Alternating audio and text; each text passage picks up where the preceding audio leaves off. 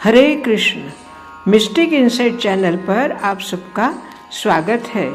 आज थोड़ा विषय गंभीर है परंतु जीवन के लिए अत्यावश्यक है। जीवन है तो जीवन में सुख के साथ साथ समस्याएं भी आती हैं और समस्या है इसीलिए हम कुछ नया सीखते हैं, क्योंकि समस्याएं हमें कुछ सिखाने के लिए आती हैं। अगर हमारे जीवन में समस्या ना आए तो हम कभी आगे बढ़ेंगे ही नहीं। बहुत ही सुनने में बड़ा विचित्र लगता है, लेकिन है यह सही बात। समस्या जैसे आएगी हमें उसमें से बाहर निकालने के लिए हम प्रयत्न करते हैं और प्रयत्न करने के लिए हम कुछ नया खोजते हैं, कुछ हमारा दिमाग लगाते हैं कि किस तरह से हम इस समस्या का समाधान ढूंढे और इस तरह हम नया कुछ सीखते। एक समस्या को समाधान ढूंढते ढूंढते खोजते खोजते हम कुछ नया सीख लेते हैं। और जब समस्या है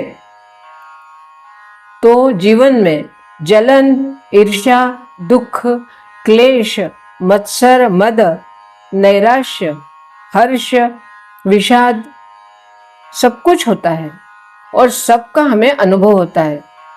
परंतु वास्तव में यह अनुभव किसे होता है? हमारे मन को होता है, क्योंकि मन ही भावना है। मन में ही भावना होती है और मन की वजह से ही भावना का अस्तित्व है। तो जो भी समस्याएं, जो भी कुछ जितने भी भाव अभी मैंने बताए, वो सारे भाव हमारे मन में आते हैं। हमारे शरीर का इस भाव से कोई लेना देना नहीं, क्योंकि जो भाव हमारे मन में प्रकट हुआ है वो भाव किसी विशेष कारण की वजह से प्रकट हुआ है। और वह कारण सामाजिक हो सकता है, पारिवारिक हो सकता है, आर्थिक हो सकता है या मानसिक हो सकता है। परंतु जो भी भाव हमारे मन में निर्माण होते हैं वो सब किसी कारण की वजह से। परंतु सबसे बड़ी बात यह है कि ये सारी भावनाएं मन में होने की वजह से या मन की वजह से हमें अनुभव, इन सब भावनाओं का अनुभव हमें मन की वजह से मिलता है। लेकिन जब मन ही नहीं रहेगा तो भावनाएं नहीं रहेंगी, भावनाओं का पता ही नहीं चलेगा।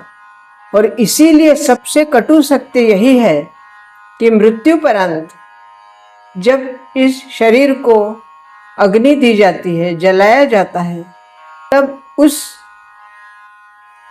तपन की, अग्नि की जलन शरीर को अनुभव नहीं होती। जो जलन मैंने पहले शब्द में बोला वो जलन, वो जलाने वाली जलन नहीं है, बल्कि वो भावना की जलन है और वो जलन मन की वजह से होती है। मन में उस जलन का अनुभव होता है, परंतु यह अग्नि की जलन यह शरीर को कभी भी अनुभव नहीं होती, क्योंकि ये शरीर से मन पहले ही भाग चुका होता है। इसलिए कहते हैं कि मृत्युपरांत किसी भी बात की कोई भी भाव शेष नहीं रह जाता, शेष रहता है सिर्फ अवशेष। हरे कृष्ण।